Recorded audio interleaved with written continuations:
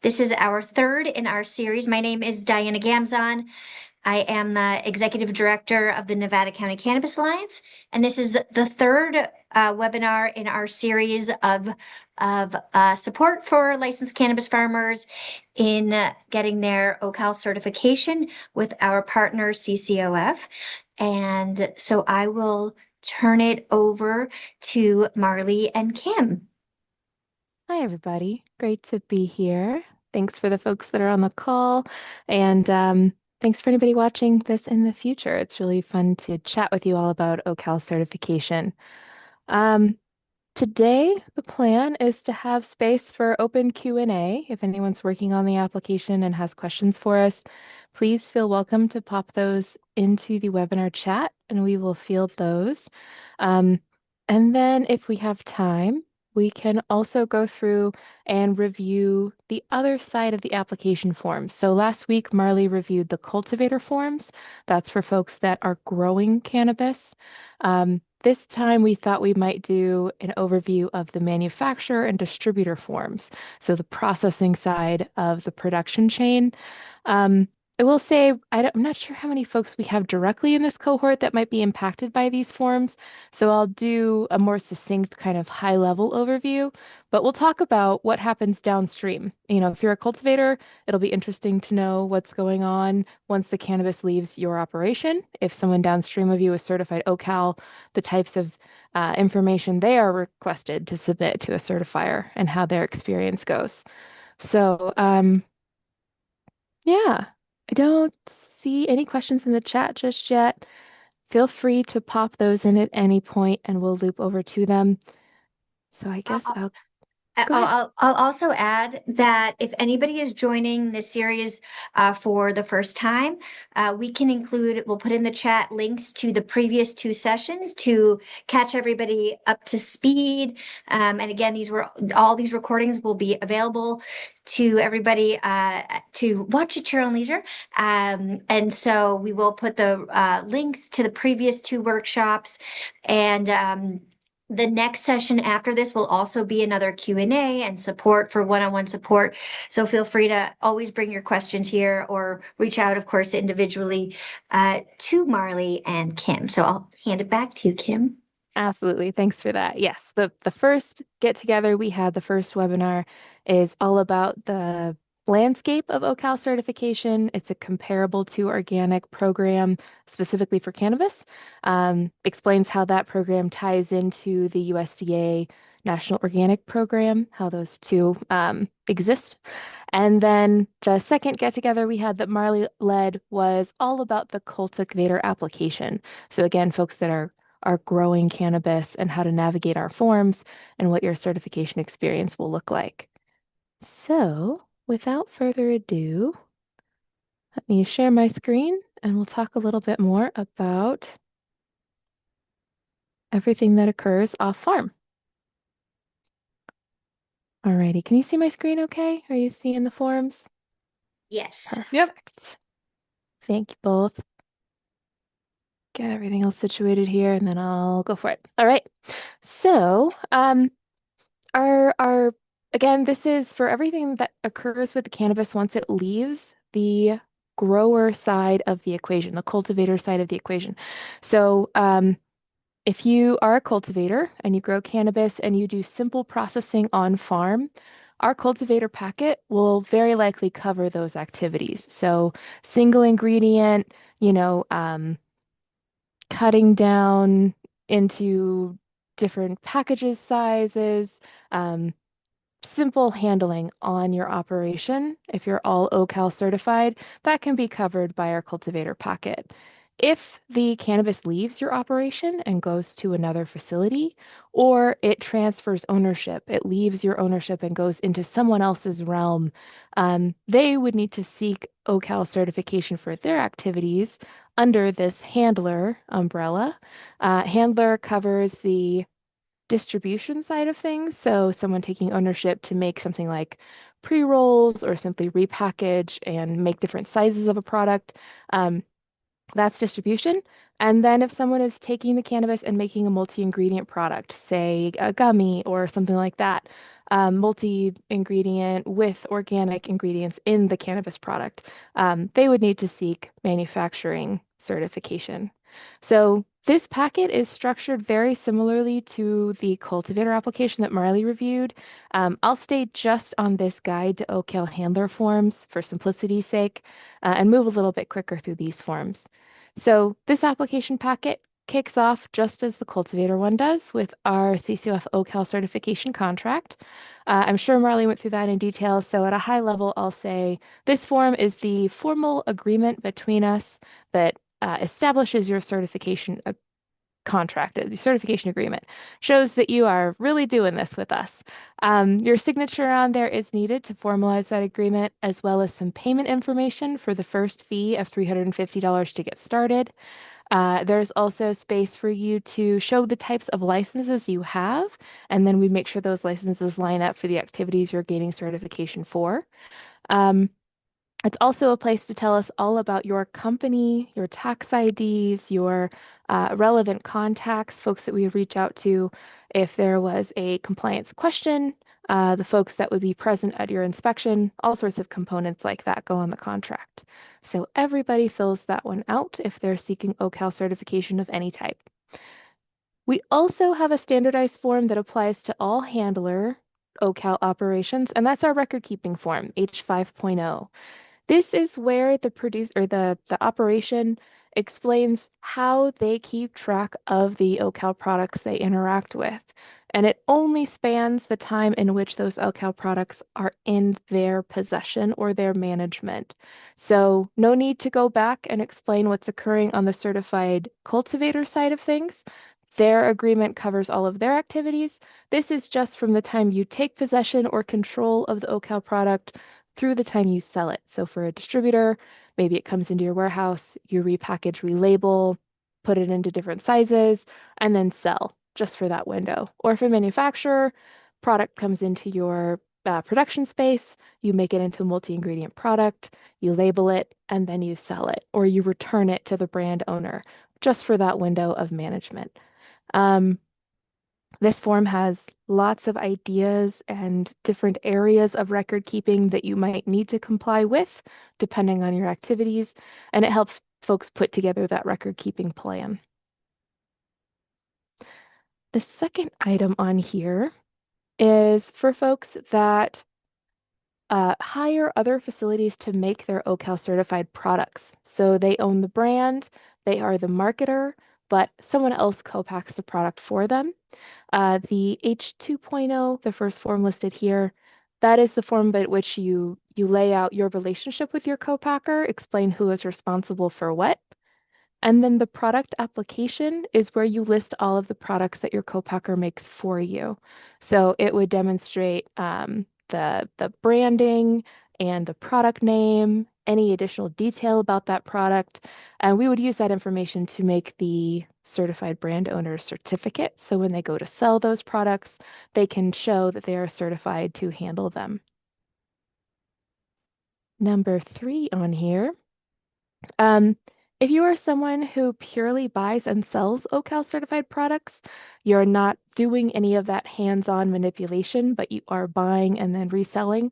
I'm not entirely sure how common this is in the cannabis world, but we have space for that within our application packet. So the H2.5 explains how you interact with those bought and sold products, how you keep them safe from any conventional products you might handle.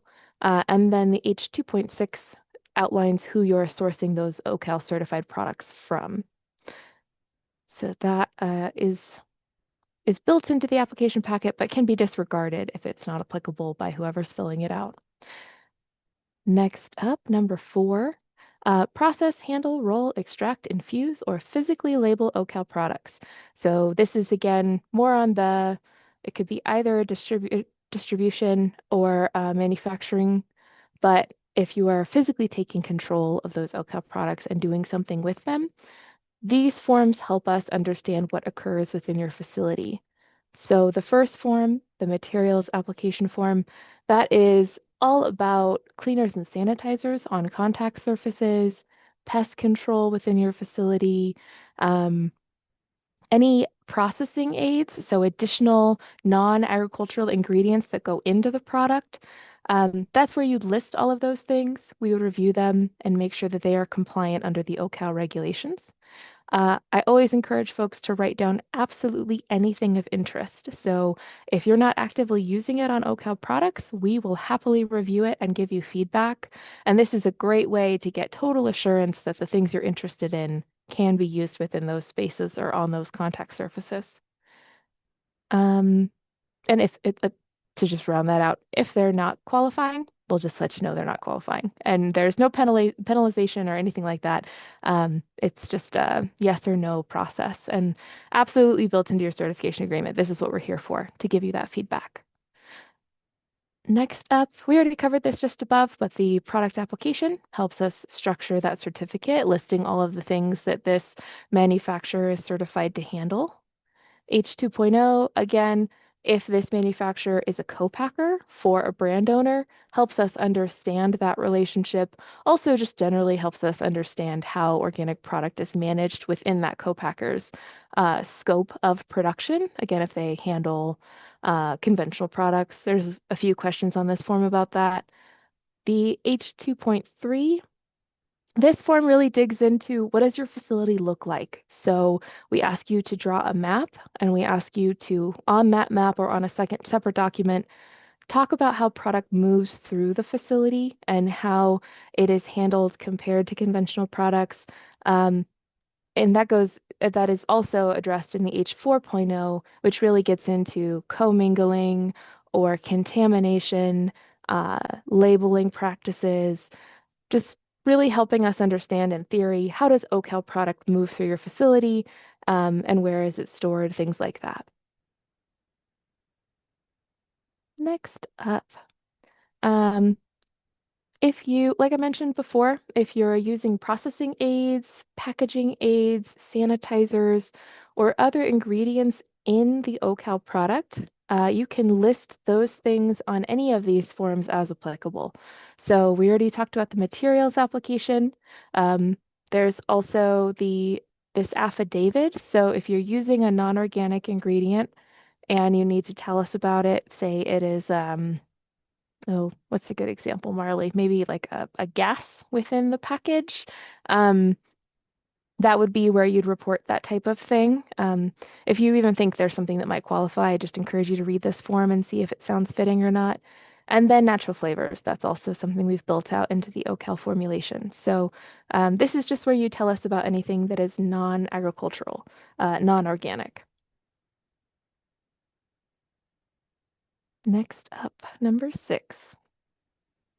So, above, I mentioned if you're purely buying and selling, you can use this form to talk about your suppliers.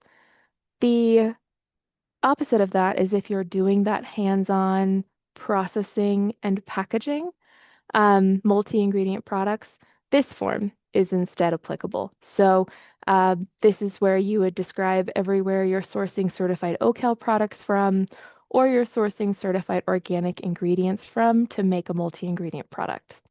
That it can be a little confusing because they seem like very similar forms, but the 2.6 is for folks that are not doing any processing, and the H2.0A is for folks that are processing. And you'll see that there is a little bit of a delineation here. I should say processing multi-ingredient products. So if you're not doing that multi-ingredient level, you don't need to fill this form out. Next up, number 7, source OCal cannabis ingredients from an uncertified broker, trader, wholesaler, distributor, or importer. Again, I don't know how common this is in the cannabis world. Technically, someone could broker OCal product without doing any manipulation and not have a certification agreement directly. If that's the case, they would fill out this affidavit for you to demonstrate why they are exempt from certification. It would just help us understand that uncertified link in your production chain. That can also be true here in number 8 of someone who's just storing the product. So maybe they don't take financial possession, but OCal product passes through their storage and then they supply it to you. this uncertified handler affidavit also explains why they don't need to be certified. And it confirms that in our review process, making sure that every time that OCal product moves from one business to the next, each business either has a certification agreement or is exempt from that agreement. Let's see. Contrary to that, those are OCal specific. There's also the possibility that you could source organic ingredients for a multi-ingredient product. And those folks, just because the terminology is a little different, those folks would fill out this form explaining why they do not need to be certified to handle organic ingredients. Yeah, those are all forms applicable to someone who's really hands-on making a product and sourcing from potentially uncertified source. In that same vein, number 10 helps us understand the formulation of your product. So both the percentage of the OCal ingredients and the percentage of the organic ingredients in a multi-ingredient product.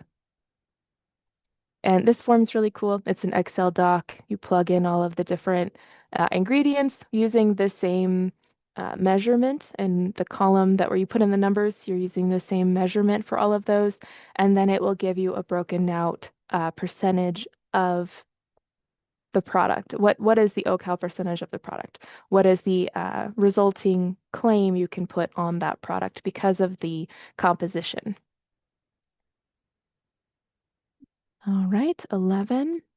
Some folks may process OCal product they do not take ownership of. So it comes through their facility and they offer a service, and then they return that product to its owner. If that's the case, it's not exactly, this form is not exactly built for folks who are doing multi-ingredient processing of product they don't take ownership of, but like a very simple service. Let's say it is just bringing product in, processing it down into a new form, and returning it outside of the, let's see where to go.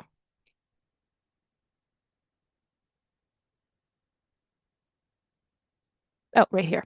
Outside of roll, extract, infuse, or label, this could be something like just cutting or something like that. They would fill out this OCal services form to explain a very simple processing activity that they do not take title of the product while it's under their care. 12. This is, again, for the co-packers. If you are offering that co-packing service for an outside brand, this is the form that you would use to explain your relationship with that particular brand. Contract partner program application.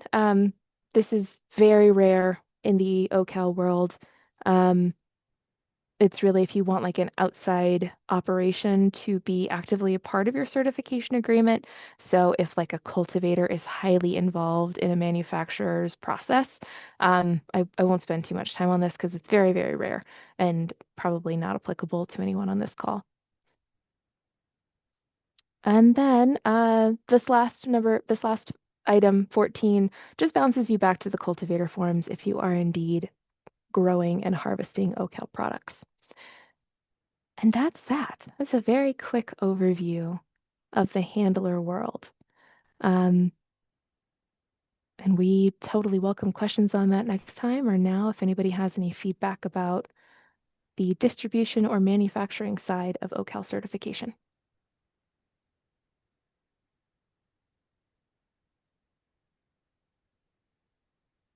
Not seeing any questions there. Does anybody have questions about the application? Have people been able to go through the application? This is a really great time to ask just some questions that you may have as you're going through it and preparing to apply. Absolutely. Any topic is welcome.